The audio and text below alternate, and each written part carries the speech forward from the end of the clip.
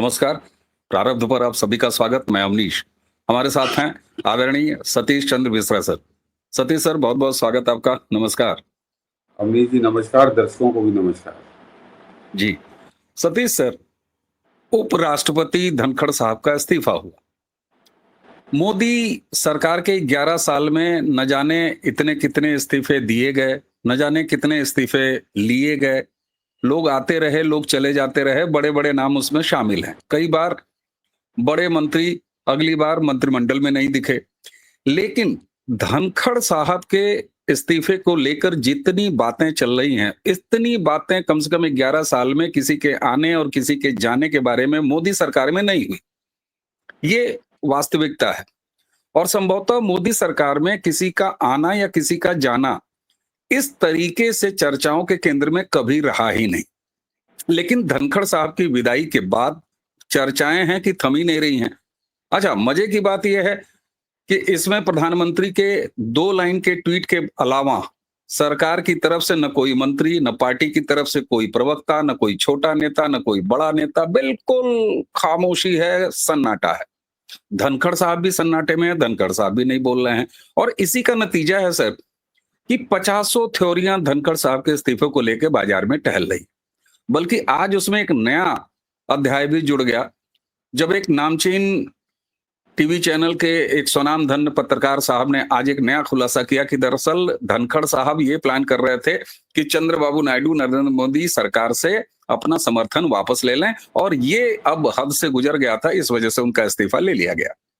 Sir, आप कैसे शुरुआत करेंगे धनखड़ साहब के इस पूरे धनखड़ पुराण की? जी सर। पहले तो बता दूं, जो आपने कहा कॉन्स्पिरेसी थ्योरी चल रही है पूरे इस समय, कोई बचा नहीं है। और खासकर यूट्यूब में भी यही न्यूज चैनलों में भी स्थिति है।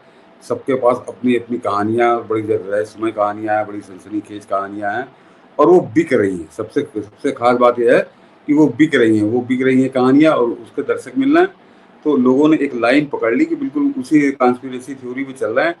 जबकि असलियत यह है कि न तो धनखड़ साहब ने अभी तक एको शब्द बोला है, और न सरकार की तरफ से किसी तरह से औपचारिक या अनौपचारिक कोई भी बात नहीं कही गई है।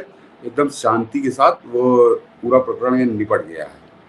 तो उस जब इस तरह का वातावरण हो, जो कि बड़ा घटनाक्रम है, देश के उपराष्ट्रपति ने त्यागपत्र दिया अपने पद से, तो जाहिर सी बात है बड़ा घटनाक्रम है। और इस पर लोगों की उत्सुकता हुई कि क्या कारण है इसका। लेकिन दोनों तरफ से दोनों पक्ष बिल्कुल शांति एकदम रखे हुए हैं, मौन साधे हैं। और उस जब मौन होता है इस तरह की बड़े घटनाओं पे, तो हमेशा कॉन्स्पिरेसी थ्योरी अपने आप जन्म लेती हैं। और लोग फिर तरह तरह से बड़े बड़े, जैसे आपने कहा, बड़े बड़े दिग्गजों को मैं देख रहा हूँ, ऐसी ऐसी कहानियां वो चला रहे हैं जैसे वो बिल्कुल उसके साक्षात दर्शक रहे हों, या उनके सामने पूरा घटनाक्रम घटा हो। जबकि असलियत यह है कि इसी मोदी सरकार का पिछले 11 साल का जो कार्यकाल है, कभी कोई ये तक नहीं पता कर पाया कि किस मंत्री को हटाया जाएगा, किस मंत्री को बनाया जाएगा। और केवल दिल्ली नहीं, पूरे पूरे हिंदुस्तान किसको मालूम था कि मध्य प्रदेश में मोहनलाल यादव बना दिए जाएंगे मुख्यमंत्री? कोई नहीं जानता था। यानी कोई इस तरह की कोई किसी ने चर्चा भी नहीं की, सोचा ही नहीं था मोहनलाल यादव कोई होंगे जो मुख्यमंत्री बन जाएंगे। किसने सोचा था कि राजस्थान में भजन लाल शर्मा बन जाएंगे? तो जो सरकार अपने राज्य के मुख्यमंत्रियों को या मंत्रियों को किसको बनाना है, किसको हटाना है, ये तक कभी कोई पूरे हिंदुस्तान का मीडिया, सब लोग उसमें शामिल हैं, वो तक कभी पता नहीं कर पाया। गुजरात के अंदर पूरी सरकार बदल दी गई, यानी मुख्यमंत्री सहित पूरा मंत्रिमंडल ही बाहर हो गया। जबकि उसमें से एक मंत्री महोदय जो थे, वो नितिन पटेल, तो नाम भी ले सकता हूँ, वो तो जिस समय ये हुआ कि बदलाव होने गया, तो वो सामने आकर दावा करने लगे कि मैं ही सबसे योग्य व्यक्ति हूँ। लेकिन पता चला जिस समय हटाया गया तो वो भी बाहर हो गए, मंत्रिमंडल से बाहर हो गए, मुख्यमंत्री बनने का दावा कर रहे थे। मगर उसका जब तक वो घोषणा दिल्ली से नहीं हुई, भाजपा के आधिकारिक सूत्र से नहीं हुई, तब तक किसी को कुछ नहीं मालूम था। और याद करिए, जितने भी इस तरह के प्रकरण हुए, उनमें उससे पहले, जैसे आज आप धनखड़ जी वाली बात कर रहे हैं, वैसे सब में अपने ये एक तरह से मैं कहूँ पतंगे उड़ाई गई, ये होगा, फलाना होगा, ढिमाका होगा। तो जो सरकार अपने जो बड़ा सामान्य सा घटनाक्रम है कि मंत्रिमंडल से किसको हटाएंगे या किसको लाएंगे, इस बात तक को लीक नहीं होने देती, या किसी भी बात को, आज तक मोदी सरकार की कोई बात कभी लीक नहीं हुई। ये उसका एक अलग रिकॉर्ड है, जो पिछले 78 साल में कभी किसी और सरकार का नहीं रहा। उस सरकार का इतना बड़ा घटनाक्रम कि वो उपराष्ट्रपति सरकार पलटे दे रहा था और पूरे साजिश किए दे रहा था, सब फैलाए दे रहा था, और उसके बाद सरकार बड़ी परेशान थी और बाद में उससे उसका ऊपर महाभियोग चला के उसका इस्तीफा लेने जा रहे थे। ये सारी बातें हिंदुस्तान के हर पत्रकार को मालूम। तो ये कम से कम किसी मूर्ख आदमी को तो इसको स्वीकार कर सकता है। मैं इसको स्वीकारने को कतई तैयार नहीं। जितनी कॉन्स्पिरेसी थी, एक मैं नाम नहीं लूंगा, बताऊं, उन्होंने पूरा बना डाला, 2-3 लाख उनके व्यू आ गए कि धनखड़ किसका इंतजार करते रहे रात भर, और वीडियो कहीं कुछ नहीं, न किसी के नाम न कुछ है, लेकिन वो चल गया। तो ये जनता के एक उत्सुकता थी, क्योंकि बड़ा घटनाक्रम है ये। तो उसके नाते जिसको जो समझ में आ रहा है वो बेच रहा है, जिसको जो समझ में आ रहा है बेच रहा है। और एक तरह से जगदीप धनखड़ को इस देश का सर्वकालीन सर्वाधिक बड़ा खलनायक बना के प्रस्तुत कर दिया गया, ये अभी तक का जो घटनाक्रम है। जबकि ये देखिए, ये तो जो मैं कह रहा हूँ आपसे अवनीश जी, वो बिल्कुल सत्य है कि कोई ना कोई बड़ा घटनाक्रम तो है इसके पीछे, कोई ना कोई बड़ा घटनाक्रम है। और तभी इतना बड़ा घटनाक्रम घटा जो उपराष्ट्रपति ने, जो 4:30-5 बजे तक बिल्कुल ठीक ठाक थे, स्वस्थ थे, और बाद में भी स्वस्थ ही नजर आ रहे हैं। जो फोटो जो उनकी आई तो वो स्वस्थ ही नजर आ रहे हैं, वो बीमार नजर कतई नहीं आ रहे। मगर उन्होंने जाकर अपने स्वास्थ्य कारणों से अपना इस्तीफा दिया। तो एक तो ये बड़ा गरिमापूर्ण है। मैं क्यों कह रहा हूँ कि बड़े गरिमापूर्ण ढंग से जगदीप धनखड़ ने इस्तीफा दिया, क्योंकि अगर जितनी साजिशें उनके साथ जुड़ी हुई हैं, और वो महीनों से चल रही थी, दिसंबर से भी उनकी सेटिंग थी, और मार्च में भी बैठक हो चुकी थी, और फरवरी में भी बैठक हुई थी, और उसके बाद अप्रैल और मई जून में बिल्कुल फाइनल बैठक हो गई थी। तो फिर अवनीश जी, ये बड़ा सामान्य सा ज्ञान है कि जो आदमी पिछले लंबे समय से इतनी साजिश रच रहा था, वो अपना इस्तीफा इतने शांतिपूर्ण ढंग से तो कतई ना देता। वो जब इस्तीफा देता तो ऐसा तूफान खड़ा करता देश के अंदर। वो सफल होता असफल होता तो बात दूसरी है, लेकिन सरकार को बड़ा संकट आ जाता सरकार के सामने। लेकिन ऐसा कोई काम जगदीप धनखड़ ने नहीं किया, और वो बड़े शांति से इस्तीफा देकर चले गए, और सरकार ने भी वैसी ही शांति बरती। जो बात आपने कही वो महत्वपूर्ण है कि प्रधानमंत्री मोदी ने 4 लाइन में ट्वीट पे लिख के उनको विदाई कर दी, और बाकी सरकार के किसी व्यक्ति ने या पार्टी के किसी व्यक्ति ने उनके लिए कोई विदाई संदेश नहीं लिखा। तो इसका मतलब कटुता बहुत ज्यादा बढ़ चुकी थी, कटुता बहुत ज्यादा बढ़ चुकी थी, और वो उस कटुता का ये बड़ा शांतिपूर्ण हल अभी तक हुआ है, जो सामने नजर आ रहा है। लेकिन ये मैं फिर कह रहा हूँ, बड़ा घटनाक्रम में क्यों कह रहा हूँ कि बात बढ़ते बढ़ते कहाँ तक पहुंच गई, ये नौबत आ गई। लेकिन इसका जो कारण है, और ये जब भी खुलेगा, आज खुलेगा, 5 साल बाद खुलेगा, 10 साल बाद खुलेगा, जब भी खुलेगा, ये बहुत छोटी सी बात थी। जब कैसे होता है, कभी कभी कोई बात लग जाती है, कभी कभी किसी की बात ऐसी लग जाती है, फिर वो सहन नहीं होती। और ये जाहिर सी बात है कि देखिए, जगदीप धनखड़ जो है अक्खड़ टाइप के आदमी है, इमोशनल आदमी है, सुप्रीम कोर्ट के वकील रहे हैं। तो उनके अंदर वो तीनों क्वालिटी हैं, जो उनको बात कब कौन सी लग गई होगी भगवान जानता है। और उसके बाद उन्होंने पलट के जिससे भी कहा हो, जाहिर सी बात है कि चौकीदार से तो नहीं कहा होगा, जो जिससे उन्होंने बात की होगी वो आदमी भी सामने वाला कद्दावर रहा होगा, और वो बात बढ़ते बढ़ते आज इस मुकाम पे आ गई कि बहुत शांतिपूर्ण तो है, लेकिन बड़ा निराशाजनक है। और जिसे मैं क्या कहूँगा, खेदजनक है कि इस तरह से इस्तीफा ना तो जगदीप धनखड़ का होना चाहिए था, ना उनकी ऐसी विदाई होनी चाहिए थी जैसी विदाई उनकी हुई। और मगर अब जो कॉन्स्पिरेसी थ्योरी चले, तो मैं अब जरा एक एक करके बताता हूँ आपको। कोई आदमी इसका जिक्र कर रहा है, मैं चल रहा वो मर्सिडीज नहीं मिली उनको, इसलिए वो बड़े नाराज चल रहे थे। कितने लोगों को मालूम है अवनीश जी कि बंगाल का गवर्नर बनाए जाने से पहले, जरा गौर करिएगा, बंगाल का गवर्नर बनाए जाने से पहले जो कारों का बेड़ा उनका व्यक्तिगत था, जगदीप धनखड़ का, जो उनकी अपनी कमाई का था, सुप्रीम कोर्ट के वकील थे वो, तो उनके उस बेड़े में मर्सिडीज भी थी, उनके उस बेड़े में BMW भी थी। यानी कोई कारों के भूखे नहीं थे कि उपराष्ट्रपति पा गए तो कैसे मैं मर्सिडीज पे घूमना शुरू कर दूं, वो पहले से अपने पास रखते थे। पहली बात तो ये है।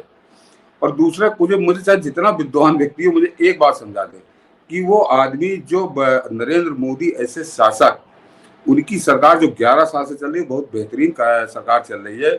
और जगदीप धनखड़ को पिछले समझिए एक तरह से जब से वो बंगाल के गवर्नर बनाए गए थे, उससे पहले वो राजनीतिक वनवास भोग रहे थे। कोई पद तो उनके पास नहीं था, राजनीतिक वनवास भोग रहे थे। और बड़े चर्चित लोग जो राजनीति में हैं, उनके तो संज्ञान में थे, वो पब्लिक लीडर भी नहीं थे। अपने क्षेत्र में रहे होंगे जहाँ वो चुनाव लड़ते थे, वहां तो लोग उनको जानते होंगे, बाकी देश के अंदर कोई नहीं जानता था, ना उनके पास कोई ऐसा पद था।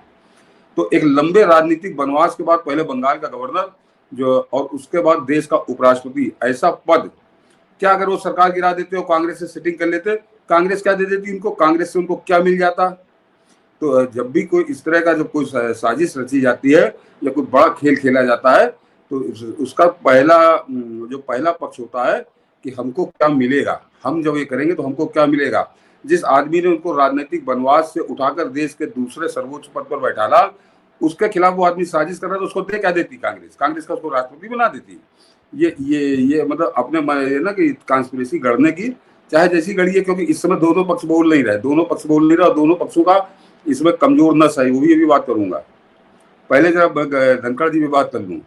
और जैसे मैंने कार का बताया अवनीश जी, वैसे एक पक्ष को नहीं बता रहा। इतने बड़े बड़े दिग्गज बैठे हैं दिल्ली के अंदर लुटियन मीडिया में, इनको किसी को मालूम नहीं है क्या कि जगदीप धनखड़ जिस समय उपराष्ट्रपति बने थे और वो अपने जो उपराष्ट्रपति भवन, जैसे राष्ट्रपति भवन है वैसे उपराष्ट्रपति भवन, वो भी बहुत शानदार है, वो उनको अलॉट हुआ तो वो वहां जब गए, और वहां पर भी एक परंपरा है दिल्ली में कि वो अलग अलग अवसरों पर जो महत्वपूर्ण अवसर होते हैं, 15 अगस्त 26 जनवरी है, तो उस उपराष्ट्रपति भवन को फूलों से सजाया जाता है, उसकी फूलों से सज्जा की जाती है। तो जब धनखड़ जी वहां पहुंचे उपराष्ट्रपति भवन में और वो पहली बार सज्जा हुई, उनके सामने जब बिल आया तो वो चौंक गए। वो 27-28 लाख रुपए का बिल था। उन्होंने उस बिल को देखा और उसके बाद उसी समय मना कर दिया कि आइंदा हमारा मकान जो है ये फूलों से इसकी सज्जा नहीं होगी, और इसकी सज्जा जो होगी तो वहां पे बहुत बड़ा गार्डन भी है उपराष्ट्रपति भवन के अंदर। उन्होंने कहा जो फूलों की सज्जा होगी वो फूल यहीं से तोड़े जाएंगे इस गार्डन से, और इसी से सज्जा होगी, कोई बाहरी पैसा नहीं आएगा और बाहरी कोई रुपया नहीं दिया। यानी 27-28 लाख रुपए जो साल में 2-3 बार तो लूटा ही जाता था, कम से कम 3-4 मान लीजिए 4-5 बार वो लूटा जाता था। तो उस आदमी बड़ा दिखावा होता, बड़ा ये कि मेरी फोटो क्यों नहीं लग रही है, मुझे मर्सिडीज क्यों नहीं दी जा रही है। इस मानसिकता का व्यक्ति ऐसा आदेश तो कतई नहीं दे सकता था, और ये मैं बड़े गंभीरता से बता रहा हूँ। तो वो उन्होंने मना कर दिया, तो फिर उसकी देखा देखी कई लोगों को मना करना पड़ा कि ये तो एक नई परंपरा डाल दी। तो जगदीप धनखड़ फिलहाल जो कहानियां चल रही है उनमें से कोई कहानी सही नहीं है, लेकिन एक छोटी सी बात से तू मैं ज्यादा बढ़ गई। एक होता ना कि लम्हों ने खता की थी सदियों ने सजा पाई, वो मुहावरा बिल्कुल यहाँ फिट बैठ रहा है। और वो आगे क्या है, इसका जो मूल कारण क्या है, ये या तो प्रधानमंत्री बोलेंगे या गृह मंत्री बोलेंगे, तो वो कभी नहीं बोलेंगे, ये भी दर्शक समझ रहे हैं, कभी नहीं बोलेंगे। और जगदीप धनखड़ से फिलहाल मुझको ये उम्मीद है कि अपना मुंह वो नहीं खोलेंगे। और इसका कारण एक बात और समझ लीजिए कि आज ही मैं खबर पढ़ रहा था कि सारा इंडी गैंग, पूरा इंडी गैंग ही है, जो भी विपक्ष है, जो भी विपक्ष में वो इंडी गैंग में है। ये सारा इंडी गैंग आज उनके पास प्रस्ताव लेकर गया था, मिल तो रहा ही नहीं, तो मिले तो नहीं वो, लेकिन उसने प्रस्ताव भेजा कि आपका क्योंकि फेयरवेल डिनर नहीं हुआ तो हम लोग आप अपनी तरफ से आपका फेयरवेल डिनर आज आयोजित करेंगे। उन्होंने मना कर दिया कि नहीं, मुझे ऐसी कोई जरूरत नहीं है। तो इनको सब कोई बाहर खदेड़ा है, वापस भेजा है।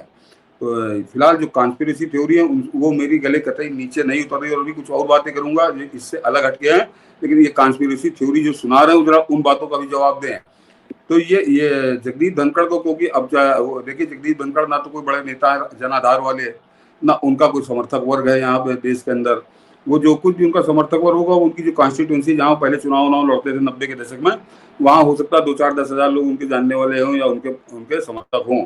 बाकी देश के अंदर उनका कोई जनाधार नहीं। तो चाहे जैसा उड़ाओ, तो उड़ रहा है इस समय, और उड़ रहा है और दिख रहा है, तो बेचने दीजिए, क्या फर्क पड़ता है। बिल्कुल सर, उड़ तो रहा ही है, लेकिन एक चीज और भी है। धनखड़ साहब को राजनीति में देवीलाल ले आए। देवीलाल, और जब जनता दल की सरकार बनी तो उसमें वो संसदीय कार्य राज्य मंत्री हुए। उसके बाद कांग्रेस में चले गए, तो कांग्रेस बैकग्राउंड है। और कांग्रेस बैकग्राउंड के बाद ये जब बीजेपी में आए सर, तो जो लीगल सेल है बीजेपी का, उसका काम देखते थे, क्योंकि सुप्रीम कोर्ट के लायर थे। सवाल ये होता है कि न तो सरकार की तरफ से, न पार्टी की तरफ से, न खुद धनखड़ साहब की तरफ से ऐसी बातें, जब तक इसको साफ नहीं किया जाएगा, तब तक ये कियास तो चलता ही रहेगा और क्रिएट रहेगा। उसी के साथ एक चीज और सर, कांग्रेस और सो कॉल्ड इंडी अलायंस, जो कल तक इनके खिलाफ महाअभियोग ले आई थी और लगातार इनके खिलाफ मुकर रही थी, अचानक इतना सारा प्रेम धनखड़ साहब के प्रति क्यों उभर रहा है? क्या इसके बैकग्राउंड में भी कुछ है जो कि बाद में निकल के आएगा या नहीं आएगा, जिसके आधार पर ये थ्योरियां चल रही हैं? या नरेंद्र मोदी सरकार के किसी व्यक्ति ने इस्तीफा दिया है तो फिर कांग्रेस को मोहब्बत आनी ही आनी है, वो उनका प्यारा हो जाता है? आडवाणी जी इसके सबसे बड़े उदाहरण है सर। ये इनका आज का आचरण छोड़ दीजिए कि अभी फिलहाल जब से जगदीप धनखड़ ने इस्तीफा दिया है, तब से ये पूरा जैसा जिस तरह से प्यार उमड़ रहा है विपक्ष का, तो ये लोगों को चौंका रहा है। मैं कह रहा हूँ पिछले 3 साल का, यानी अगस्त में, हाँ अगस्त 2022 में संभवतः इन्होंने शपथ ली थी। 3 साल मान लीजिए, 3 साल उनको हो गए। 3 साल का जरा अगर इनका कार्यकाल देखिए जगदीप धनखड़ का, तो मेरे ख्याल से एक बड़ा बदनुमा इतिहास बना है उन 3 सालों के दौरान, कि विपक्ष ने और खासकर कांग्रेस ने जितने अभद्र और जितने अराजक हमले उपराष्ट्रपति के ऊपर पिछले 3 साल के दौरान हुए हैं, ऐसा हिंदुस्तान के इतिहास में कभी नहीं हुआ। एक तरह से निशाने पर आ गए थे ये। और आपको याद होगा कि कपिल सिब्बल तो कागज लेके टहल रहा था महाभियोग इनके ऊपर चलाने के लिए, कि इनको महाभियोग के जरिए विपक्ष महाभियोग लगा, इनको हटा देंगे, ये नौबत तक आ चुकी थी। तो ये आज जो कर रहा है वो नाटक कर रहा है। जो बात आपने कही कि सरकार का एक आदमी गया है तो किसी तरह से इसका लाभ उठाए, राजनीतिक लाभ उठाए, तो कांग्रेस वो बात कर रही है। कांग्रेस की जो बदला हुआ रुख है वो कोई बड़ा गंभीर मामला नहीं है, कोई बड़ी गंभीर रणनीति की तरफ संकेत भी नहीं कर रहा है। तो उसको किनारे कर दिया। मैं कहता रहा हूँ कि 3 साल में कांग्रेस ने उनका जीना हराम कर रखा था, बिल्कुल एकदम निश्चित है। जो बात है कि जगदीप धनखड़ से क्या बात हुई होगी, जो मुझको लगता है जो खटकी होगी, मैंने कहा ना वो अक्खड़ व्यक्ति है और सुप्रीम कोर्ट का वकील, आप जो लोअर कोर्ट का वकील होता है उसके भी तेवर होते हैं, तो वो आदमी तो पिछले मतलब कई दशकों से वो सुप्रीम कोर्ट के अंदर वकील है। तो वो जो सुप्रीम कोर्ट पर जिस तरह से अटैक कर रहे थे जगदीप धनखड़, वो सरकार को स्वीकार नहीं था। ये बिल्कुल निश्चित बात है। और क्योंकि वो बिल्कुल एक तरह से कपड़े उतार रहे थे और कुछ बाकी वो नहीं रखते थे, और सार्वजनिक मंचों से वो कर रहे थे। और एक नहीं, कम से कम आधा दर्जन ऐसे प्रसंग हैं, बाकायदे उनके भाषण उपलब्ध हैं, कि उन्होंने हमला करने में कोई कसर बाकी नहीं रखी थी। उसमें लगता है सरकार ने को टोका होगा, रोका होगा कि भाई ये मत करो। अब सरकार की क्या सेटिंग है तो भगवान जाने, मगर आम जनता से बात कर लीजिए तो जनता कहती बिल्कुल ठीक किया। लेकिन उसी रोकने टोकने में कहीं किसी की ईगो हर्ट हुई है और बहुत ज्यादा हो गई, और बात बढ़ते बढ़ते यहाँ तक पहुंच गई। उसका नतीजा है कि आज उनको इस्तीफा देके जाना पड़ा है जगदीप धनखड़। जो मुझको लगता है केवल एक ये कारण है, या दूसरा कारण अगर आप कह सकते हैं कि जो संसद की कार्यवाही को लेकर है, कि वो विपक्ष का महाभियोग स्वीकार कर लिया और फलाना फक्कर दुनिया भर बातें चल रही, अभी कहा किसी कुछ नहीं है। मैं अब इनका जवाब जरा दूसरे तरीके से दूंगा अवनीश जी, कि मैं डेविल्स एडवोकेट कैसे ही मेरी वो भूमिका है, कि इतनी सी बात पर इतना आहत हो गए कि वो जो अभी तो जैसे आप कहा ना, महानुभाव बता रहे हैं कि चंद्रबाबू नायडू से साजिश कर रहे थे, चंद्रबाबू नायडू से भड़का रहे थे, सरकार गिरा दो, चल रहा है, कई और चैनलों पर भी चल रहा, मैं देख रहा था। कि नरेंद्र मोदी तब क्यों नहीं आहत हुए थे जब नवंबर 2019, मैं तारीख से याद दिलाता हूं कि नवंबर 2019 में जो दगा दिया गया नरेंद्र मोदी को सार्वजनिक रूप से, तब क्यों नहीं आहत हुए थे जब अजीत पवार ने 1 घंटे के लिए आके शपथ ली और उसके बाद पलट के फिर चाचा गोद में जाके बैठ गया। और बड़ा भाजपा की उससे ज्यादा छीछा लेदर पिछले 11 साल में उससे ज्यादा छीछा लेदर, उससे ज्यादा बेइज्जती मुझको नहीं लगता कि 11 साल में कभी नरेंद्र मोदी को झेलनी पड़ी होगी। और उसमें खाली अजीत पवार नहीं था, उसमें शरद पवार भी शामिल था उस दगाबाजी में, और उसका जो लीड किया था शरद पवार ने लीड किया था। तो जो आदमी जिसने सार्वजनिक रूप से खुलेआम आपको इतना बड़ा दगा दिया, वो आज की तारीख में महाराष्ट्र का मुख्यमंत्री है। और ये कोई अलग मामला नहीं है, राजनीतिक क्षेत्र का मामला है और दगाबाजी करने का मामला है। भाजपा की सरकार महाराष्ट्र में न बन देने का मामला है। यानी अगर अजीत पवार वो दगाबाजी ना करता तो सरकार भाजपा की ही बनती, वो बना ना पाता उद्धव ठाकरे। तो इतना सब करने के बाद उस आदमी को लाए और उसको डिप्टी चीफ मिनिस्टर बना के महाराष्ट्र में रखे हुए हो, तो मुझको नहीं लगता कि इससे बड़ी कोई साजिश वो कोई जगदीप धनखड़ लगाए दे रहे थे कि बिल्कुल देश बेचे दे रहे थे, देश लुटाए दे रहे थे। ये कुछ नहीं है, ये ईगो क्लैश है। मैं फिर कह रहा हूँ, और ये जब भी खुलेगी आप देखिएगा यही निकलेगा कि वो बात बढ़ते बढ़ते कुछ तू में ज्यादा हो गई और वो उसका नतीजा ये सामने आया है। बिल्कुल सर। एक बड़ा तबका है, मैंने कई व्हाट्सएप ग्रुपों में देखा, बड़ी गंभीर व्हाट्सएप ग्रुपों में मैंने पर्सनली देखा, जो संघ से जुड़े हुए लोग हैं, सीनियर लोग हैं, उनमें से नाम लेना क्या उचित नहीं रहेगा। वहां एक अलग तरह की बात चल रही है, बहुत गंभीरता से चल रही है, और वो ये चल रही है कि साहब देखिए, ऐसे महत्वपूर्ण पदों पर और बड़े पदों पर आप ऐसे व्यक्ति को जो आपकी विचारधारा का नहीं है, यानी धनखड़ साहब को लेके चलिए कि साहब वो देवीलाल के साथ आए, उसके बाद कांग्रेस से आए, कांग्रेस से होकर फिर बीजेपी में आए, तो ऐसे लोगों को इतने बड़े संवैधानिक पद आपको नहीं देने चाहिए। साथ में सतपाल मलिक का भी जिक्र हो रहा है कि आप देखिए सतपाल मलिक से आप जले हुए हैं, तो इन बातों में कितना दम है? क्योंकि जब हम एक उदाहरण देखते हैं, तो हम ये देखते हैं कि अरुण शौरी विचारधारा के व्यक्ति, उसी के साथ यशवंत सिन्हा विचारधारा के व्यक्ति, शत्रुघ्न सिन्हा विचारधारा के भले न रहे हों लेकिन बहुत पुराने समय से भारतीय जनता पार्टी के साथ रहे हैं, लेकिन वो लोग कहाँ चले गए? और उसी के साथ एक दूसरा उदाहरण हम देखते हैं तो हेमंता बिश्व शर्मा कांग्रेस बैकग्राउंड से आने के बाद भी आज सबसे बड़ी पूंजी एक तरह से कह सकते हैं नॉर्थ ईस्ट में भाजपा के लिए है, नरेंद्र मोदी के लिए है। इस थ्योरी पर आप क्या कहेंगे सर कि विचारधारा वाले व्यक्ति को आप नहीं लाएंगे तो यही सब होगा? नहीं, मैं सहमत हूँ, मैं इस बात से सहमत हूँ। और वो बात इसकी जवाबदेही तो केवल एक ही आदमी की है ना, देश के प्रधानमंत्री नरेंद्र मोदी की। कोई और आदमी लेके वहां पर ले जाके उपराष्ट्रपति बना देगा, कोई किसी की हैसियत नहीं है भाजपा के अंदर आज की तारीख में। ये फैसला था तो नरेंद्र मोदी का ही। तो और एक तरह से उनको सबक भी है, बिल्कुल सही। जो लोग ये चर्चा कर रहे हैं, मैं इस चर्चा से सहमत हूँ। ये सीख है कि जो इस तरह के महत्वपूर्ण पद हैं वहां पर आपको पार्टी बैकग्राउंड का व्यक्ति ही बैठाना चाहिए था। आपने नाम लिया हेमंत बिश्व शर्मा का, तो मैं उससे दोनों की स्थितियां बड़ी फर्क हैं। सबसे खास बात कि ये जो चर्चा अब शुरू हुई है कि भाजपा का बैकग्राउंड या आरएसएस का बैकग्राउंड ना होने के कारण ये समस्या सामने आई है। अब वो तो जो आई सो आई, ये आगे आपके लिए और बड़ी समस्या खड़ी करेगा। ये जो लोग ये चर्चा कर रहे हैं, ये उनको तब करनी चाहिए थी जिस समय चयन हो रहा था, ये चयन हुआ था।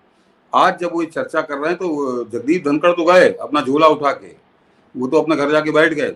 लेकिन जो अभी आपके यहाँ पार्टी के अंदर है, महत्वपूर्ण पदों पर हैं, उनके मन में आप एक शंका का जहर का पौधा बोए दे रहे हैं। वो अब ये मान लें कि अब हमको पार्टी से कुछ नहीं मिलेगा या सरकार में कुछ नहीं मिलेगा, जो पड़ा है ये किसी तरह बचा के रखो और उसके बाद जैसे काम होगा हम निपटेंगे और अपना अपना झोला उठाकर वो लोग चल देंगे।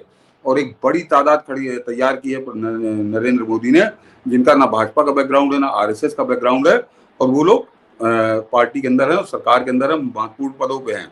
लेकिन इसी का दूसरा पक्ष भी है अवनीश जी। जयशंकर की कौन सी आरएसएस की बैकग्राउंड है या भाजपा की बैकग्राउंड है? आज की तारीख में प्रधानमंत्री मोदी के सरकार के सबसे चमकते हुए नवरत्नों में से सबसे चमकते हुए एस जयशंकर। आ जाइए अश्विनी वैष्णव जो रेल मंत्री हैं, वो खैराती जितना उनको गरियाते रहे या कोसता रहे विपक्ष, रेल मंत्री के रूप में उनका जो कार्यकाल है वो सर्वश्रेष्ठ है अब तक का, और बेहतरीन परिणाम वो दे रहे हैं। आने वाला अभी 2 साल रुक जाइए, देश चौंकेगा कि हाँ क्या क्या हालत में थी रेल 2014 में और किस हालत में आज रेल हम देख रहे हैं। तो अभी उसका सामने दर्शन होने लगे हैं। क्या अश्विनी वैष्णव का आरएसएस की बैकग्राउंड के कि भाजपा की बैकग्राउंड के हैं? नहीं है। निर्मला सीतारमन कौन सी शाखा में जाती थी? वो तो जेएनयू के अंदर एक तरह से कम्युनिस्ट माइंडेड थी। उनके पति आज भी शायद तेलुगु देशम में है और वो आलोचना भी करते रहते हैं जब कभी सरकार की। मैं छोटे मोटे की तो बात ही नहीं कर रहा। आपने हेमंत बिश्व शर्मा की, तो वो तो आसाम तक सीमित है। मैं केंद्र सरकार के अंदर जिनके कंधों पर केंद्र सरकार टिकी हुई है, जिनके बल पर केंद्र सरकार को वाहवाही मिल रही है, तीनों नाम जो मैंने बताए, कहीं से आप उनको कोई उंगली नहीं उठा सकते। तो ये जो मैंने कहा ना, जो लोग चर्चा कर रहे हैं, चर्चा उनकी ठीक है, लेकिन उस चर्चा का आज ये समय नहीं है। क्योंकि अब ये समय जब आप लाएंगे, इस समय जब इस चर्चा को करेंगे चौराहे पे, तो जो हैं उनके मन में भी आप वही एक जहर का बीज बो देंगे। इसका मतलब हमारा यहाँ कोई भविष्य नहीं है। क्योंकि जो राजनीतिक व्यक्ति आता है वो अपना राजनीतिक भविष्य देख के आता है। जब हेमंत बिश्व शर्मा आए थे तो वो सिर्फ इसीलिए आए थे क्योंकि कांग्रेस उनको मुख्यमंत्री नहीं बना रही थी। ये कांग्रेस की मूर्खता थी और उसको नरेंद्र मोदी ने बहुत बेहतरीन तरीके से कैश किया और उसका लाभ हेमंत बिश्व शर्मा को भी मिला, भाजपा को भी मिला और देश को भी मिला। आज एक मजबूत मुख्यमंत्री आसाम के अंदर है। तो ये जो आपका सवाल था कि व्हाट्सएप ग्रुप वाला, तो ये दुधारी तलवार है अवनीश जी। इसका एक जवाब नहीं हो सकता, एक जवाब नहीं हो सकता। और जब आप रिस्क लेते हैं और खासकर जब इतने बड़े पद पे बैठ के, तो कभी कभी आप धोखा खा जाते हैं। मैं इसको जो धनखड़ वाला प्रकरण है, इस पर जो इस तर्क से जब मैं बात देखता हूँ, सुनता हूँ कि भाजपा की बैकग्राउंड नहीं है, आरएसएस की बैकग्राउंड नहीं है, तो फिर यह है कि कभी कभी धोखा हो जाता है। तो उस धोखे को आपको स्वीकार करना आना चाहिए। बिल्कुल सर। और अगर कहा जाए कि वैचारिक बैकग्राउंड नहीं है, तो फिर योगी आदित्यनाथ जी भी एक नाम आते हैं, जिनका हाँ, जिस पीठ से वो आते हैं, उस पीठ का आरएसएस से कभी कोई संबंध नहीं रहा है। हाँ, राजनैतिक रूप से उनके गुरुजी से लेके इनका खुद का भारतीय जनता पार्टी से ज़रूर संबंध रहा है। दूसरी चीज़ और नरेंद्र मोदी के फैसलों में आप देखिए सर, वो ऑपरेशन सिंदूर पूरी दुनिया में उसका स्टैंड लेने के लिए शशि थरूर का इस्तेमाल करते हैं, ओवैसी का इस्तेमाल करते हैं, कनिमोझी का इस्तेमाल करते हैं। तो ये बात बिल्कुल सही है कि ये पहले कहा जाना चाहिए, अगर गंभीर जगहों पर चर्चा हो रही है तब भी, क्योंकि आपने जो खतरे गिनाए, क्योंकि नरेंद्र मोदी कौन-सा व्यक्ति कहाँ फिट है, इसके मास्टर आदमी हैं और उनसे काम वो लेते हैं। यही बात आ जाती है कि उनके लिए राष्ट्र प्रथम है, राजनीति प्रथम थोड़ा बाद में आती है, और पार्टी को माँ मानते हैं। आडवाणी जी के सामने उनका भावुक होना पूरे देश ने देखा है। सर, सतपाल मलिक से जली हुई है भाजपा और नरेंद्र मोदी की सरकार, निश्चित तौर पर। क्या धनखड़ साहब, सत्यपाल मलिक, और जब मैं सत्यपाल मलिक से का ज़िक्र कर रहा हूँ तो मैं तुलना नहीं कर रहा हूँ सर। लेकिन जिस तरीके से सत्यपाल मलिक मुखर हुए, धनखड़ साहब से भी आपको उम्मीद है कि अभी नहीं तो आगे आने वाले समय में वो मुखर होंगे, क्योंकि वो चुप रहने वाले व्यक्ति हैं नहीं। नहीं, नहीं, मैं दोनों बातों से सहमत नहीं हूँ आपके। एक तो सतपाल मलिक से कोई तुलना नहीं की जा सकती। सतपाल मलिक ने पद पे रहते हुए सरकार का जीना हराम कर दिया था। वो मेघालय का बिहार के मेघालय के गवर्नर बनाए, मेघालय के गवर्नर थे मेरे ख्याल से नॉर्थ ईस्ट में।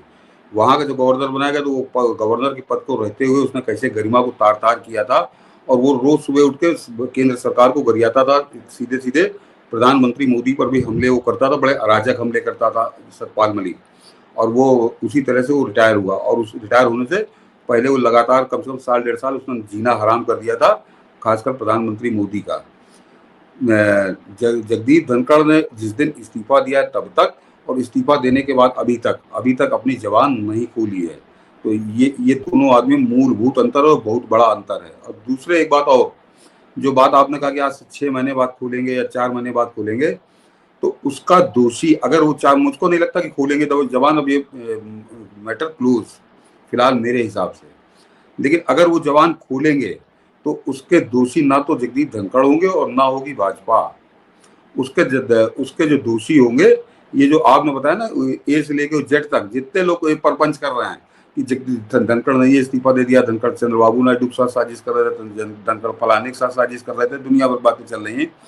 तो फिर वो एक दिन वो आदमी मुंह अपना खोलेगा, फिर वो मुंह खोलेगा। और ये भी आज ही बता दे रहा हूँ कि जिस दिन धनखड़ मुंह खोलेंगे, उस दिन ये जितने विश्लेषक हैं घूम रहे हैं, इनको मुंह छुपाने की जगह नहीं मिलेगी। क्योंकि ऐसा नहीं है कि जगदीप धनखड़ कोई मूर्खता, बस उन्होंने कोई इस्तीफा दे दिया और वो फांसी पे लटक जाएंगे। जब वो मुंह खोलेंगे तो जवाब नहीं सूझेगा कि क्या कारण थे, क्योंकि वो भी कड़वा बोलेंगे। तो ये अकलमंदी इसी में है, इसको शांति से जैसे निपटा है उसी तरह से निपट जाए, ज्यादा बेहतर है।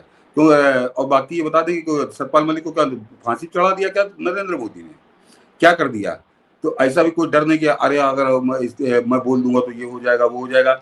सत्यपाल मलिक का तो हम कोई चुटकी भर तो कुछ कर नहीं पाए, और उस आदमी ने अराजकता की सारी सीमाएं पार कर दी सरकार के खिलाफ, देश के प्रधानमंत्री के खिलाफ। भाषा उसने कितनी जहरीली इस्तेमाल करी, घटिया टाइप की सड़क छाप भाषा। और वो आदमी आज भी मौत से है, वो आदमी आज भी मौत से है, राजनीतिक रूप से कूड़ा हो चुका है, लेकिन वो फिर भी मौत से है। तो मैं क्या कहूँ कि ये लोग जो कर रहे हैं, ये घी नहीं डाल रहे उसमें, डिब्बा लेके पेट्रोल डाल रहे हैं उस आग में। अब क्या करें, रोका नहीं जा सकता, ये मुंह है, सब लोग चल रहा, क्योंकि बिक रहा है इसलिए चलेगा। बिल्कुल सर। बिक रहा है इसलिए चलेगा, ये मीडिया के मामले में आपकी बात हो गई। लेकिन सवाल ये होता है कि सर, जब तक चुप्पी रहेगी तब तक ये बातें चलती रहेंगी, क्योंकि ये छोटा मामला नहीं है। ये तो निश्चित है कि इसके पीछे कोई ना कोई एक बड़ी वजह है। हो सकता है जिस तरफ आप इशारा कर रहे हैं कि कोई छोटी-सी बात ही कभी-कभी बड़ी बन जाती है, बड़े-बड़े फैसले हो जाते हैं, बड़ी-बड़ी घटनाएँ हो जाती हैं।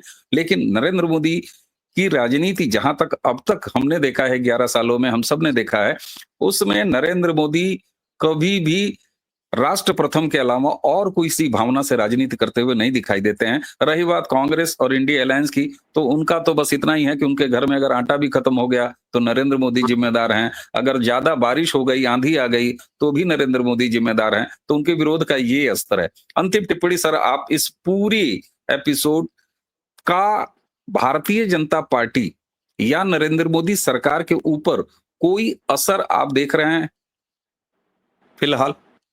नहीं, कतई नहीं, बिल्कुल नहीं, कोई रंच मात्र भी कोई प्रभाव नहीं पड़ना है इसके ऊपर।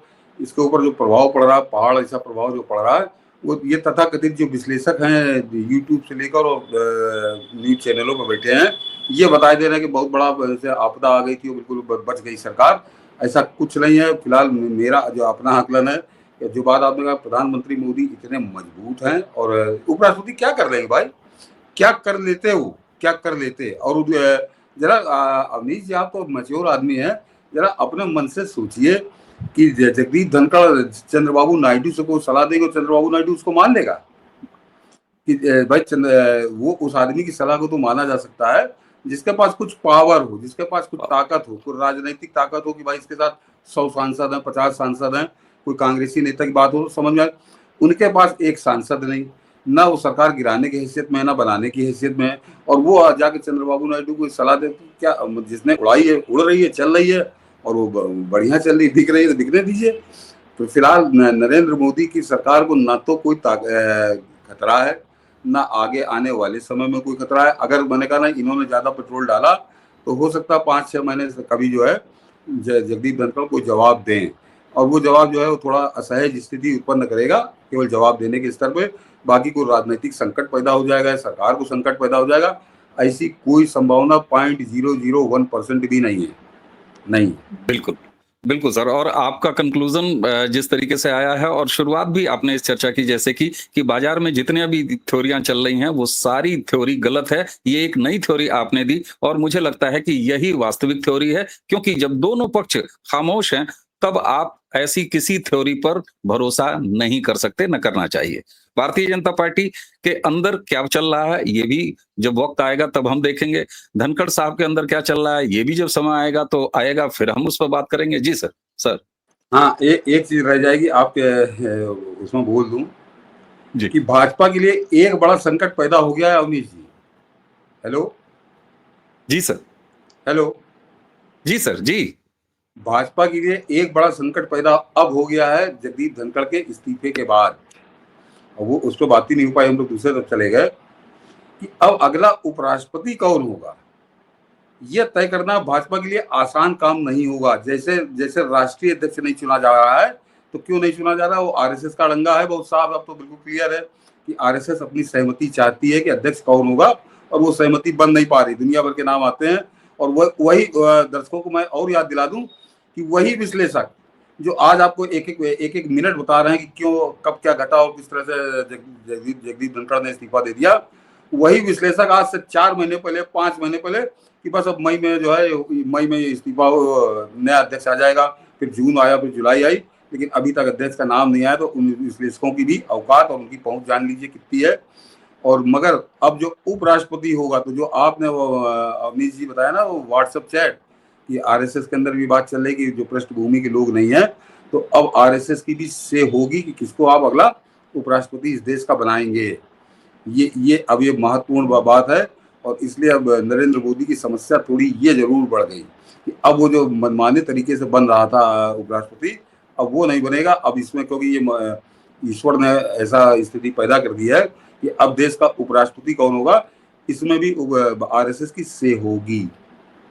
बिल्कुल सर। और उपराष्ट्रपति के नामों की लिस्ट भी बाजार में तैरनी शुरू हो गई है, इसमें भी कोई शक नहीं है। लेकिन उपराष्ट्रपति कौन होगा, और नरेंद्र मोदी सरकार या भाजपा की जो पूरी संस्कृति है कार्य करने की, या उनके मातृ संगठन आरएसएस की जो संस्कृति है, यहाँ कोई पैदाइशी प्रधानमंत्री नहीं होता, यहाँ फिल्टर्स से छन के आते हैं। तो ये जरा कांग्रेसी कल्चर और भाजपाई कल्चर में फर्क है।